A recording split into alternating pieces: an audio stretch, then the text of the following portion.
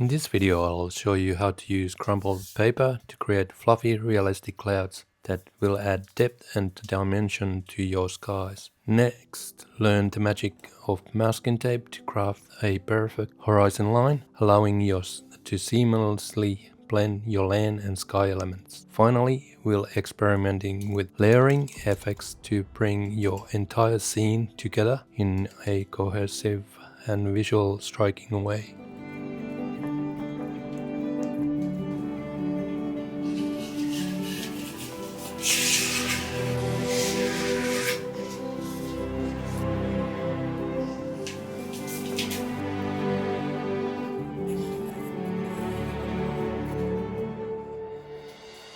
As usually, I start from the top.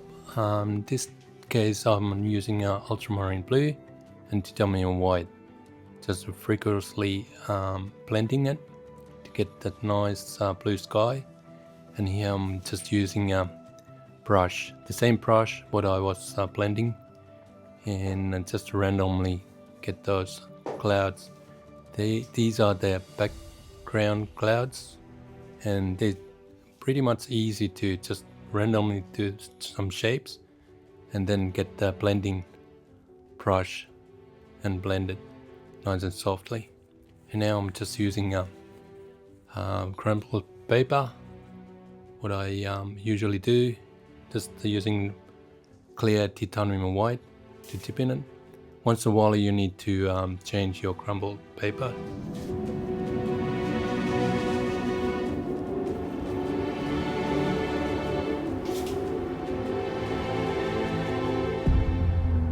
Again, just blended softly, and again I got the new crumpled paper. Just get that bit of a shape of the clouds and just have a look what kind of shape it prints out, and blend it again, very softly blending. And now I'm using cobalt blue, and that's for the bottom of the fluffy cloud. In this case I usually do use Payne's Gray, which is a little bit, I reckon it's a little bit more better because it's just getting too blue on my clouds. But anyway, I'm gonna fix things up later on.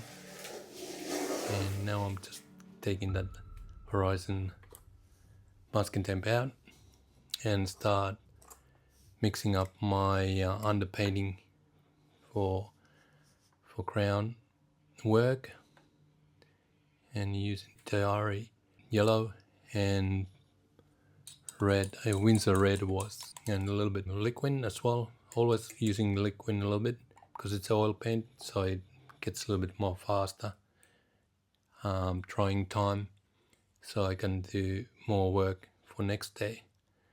And here we got the yellow ochre, just to get that bit of a grassy colors on the fields, and titanium white as well because it was getting too yellow.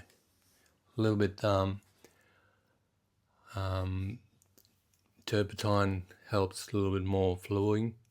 I usually don't use turpentine too much because it is a little bit too toxic, but I got the window open there, so it doesn't bother me too much. Here I put, again, because it's the next day, it's dry now, I put that masking tape on the middle there, and using my palette knife to get those under painting on the panel. And here I'm just using, because we do have a very orange color, which is amazing, the ground color in Australia, but I'm using a very bright orange because it is underpainting. Eventually I'm gonna put the burnt amber on the top and then shape it up on my liking. Here I'm just using a little bit more yellow in the middle And this is the underpainting what I'm doing now, so, and then blending it.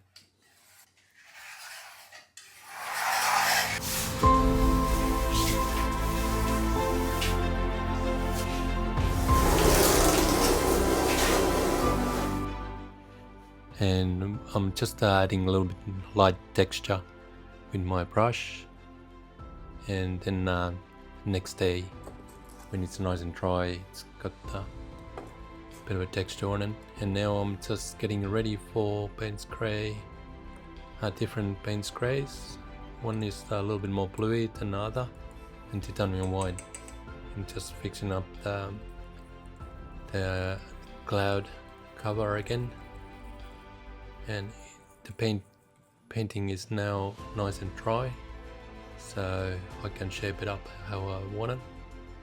Just adding now those little more grays on the sky.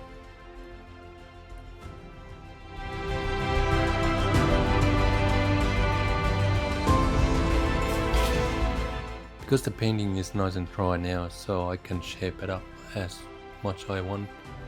I can put paint on painting, and I can wipe it off if I need to, if I'm not happy with it. So here I'm just using paint grey and titanium white, and tapping it up a little bit more grey colors.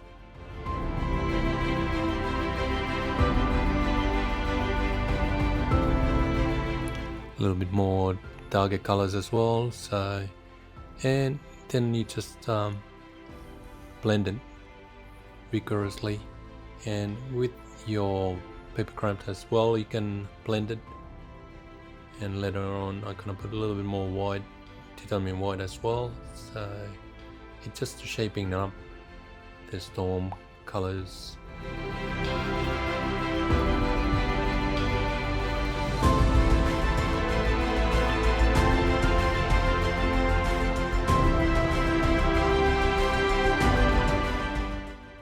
And just adding up on the edge of the cloud a little bit more titanium white, and tapping it up with my paper towel. So and using your blending brush as well. Paper towel is a great tool to do clouds because you can do different shapes. And now I'm doing those silver lining on the edge of the darker clouds. It gives that a nice effect. If you have seen on the sky, it's beautiful scene when the sun is actually shining behind the darker clouds, and gives that a nice and bright edge of the darker clouds. And you can actually use a little finger as well for cloud effects. You just get a little bit titanium white on your little finger and start pushing it on the panel, and it does give you that nice and fluffy cloud effects as well. Here I'm just getting ready for the distant mountains, and using different value of the paint grey, and doing the sky as well with the same color but different values. I'm putting on the panel, and just blending it, all that color, and still doing the distant mountains. And then I'm ready for the next day. I'm mixing up the olive green for the distant trees at first, and using crumpled paper, very small, like you can see it here. I just made it very small. It just gives that a bit of an effect of the trees in the distance, because olive green is transparent color, like I've been saying that before.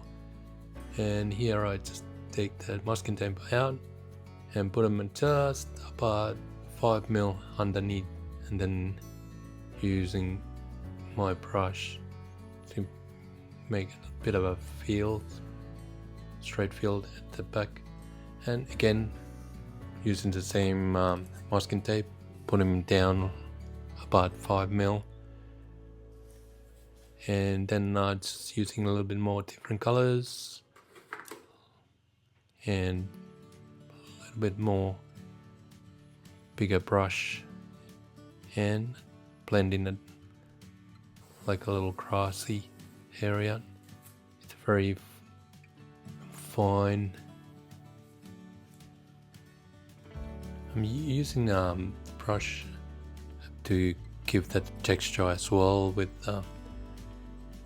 just the distance. I know it's very fine texture, but it's still, when the sun or light is hitting on the painting, it actually looks like it's a grass area. And here I'm tapping up those olive green colors for the bush and trees, and then I just finish it with a fine little brush.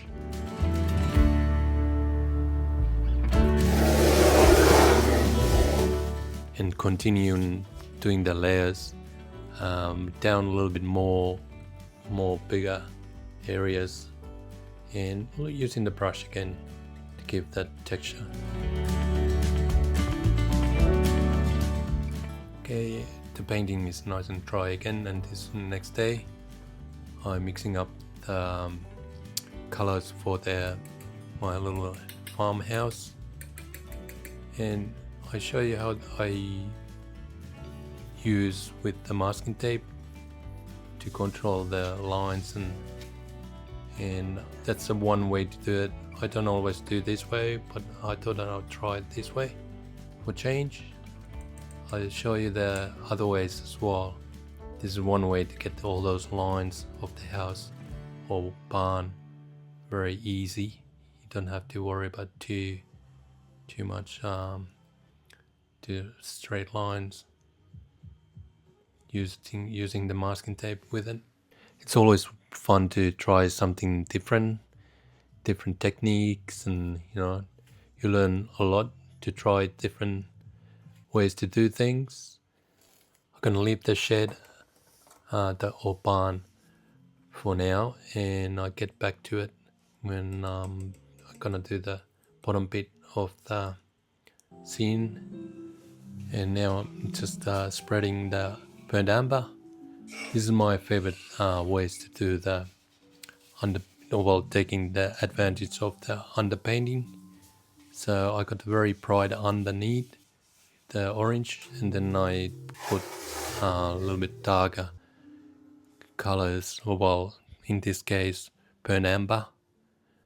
And here I'm just finishing my my barn or shed, just pushing with the clean brush to get the shape of it, gently. And every time when I'm pushing the paint, I clean the brush that it doesn't make a smudge, and using the palette knife as well to get those straight lines.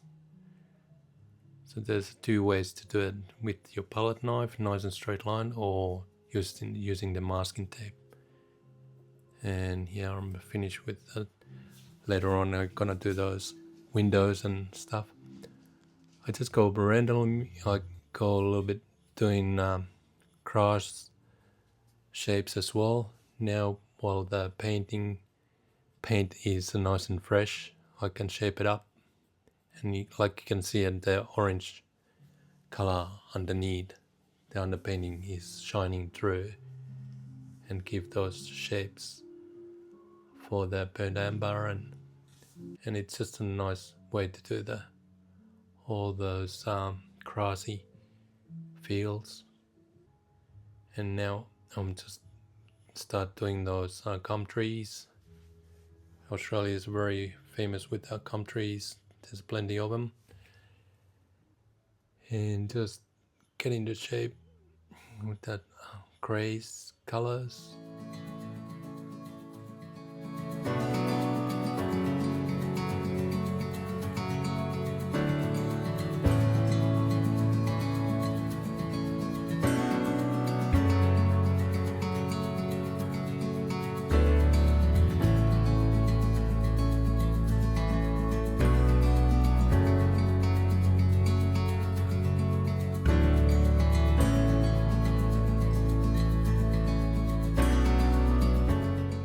Now I'm just getting ready for those leaves on the trees. Olive green is my favorite color for those gum trees. Obviously using the liquid original as well to make it more flowy and decreasing the drying time as well. And just using the crumpled paper again, just a little bit more bigger prints out of the crumpled paper and just tapping that up bit by bit, not too much, just here and there where the branches are. And it's just easy way to do those leaves.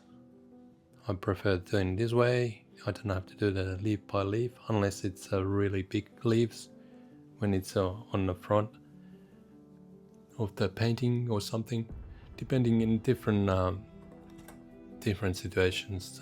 You're using different techniques, I suppose.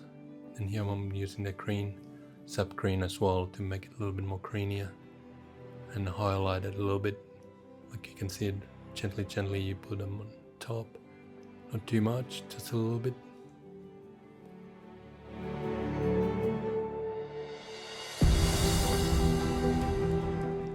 And this is another way to do the house. I'm just doing the main house. And the paint underneath is fresh, so I just painted on the top. And just using a very stiff but soft brush. It's got the very sharp edges sort of thing. It's always good to practice your skill on those little tea tile, very tiny tea tiles. What is sometimes it's hard to do, but it's just good practice. These Australian farm landscapes has been popular in Australia, and like one customer said, could you paint the farm which has like an old car wreck on a dead tree. He always remember when he was a kid, there was a neighbor farm had this old wreck ute, and people are just related on the farm scene landscapes, so they are popular.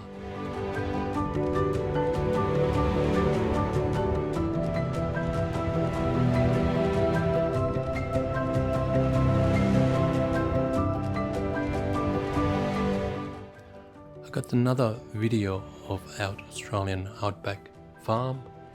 It was one of the first ones I put on the YouTube, and it's got the beautiful sky scene on sunset. If you want to check it out, I just put link to it in the end, and thank you for your company. I'll see you in the next video. Thank you. Bye now.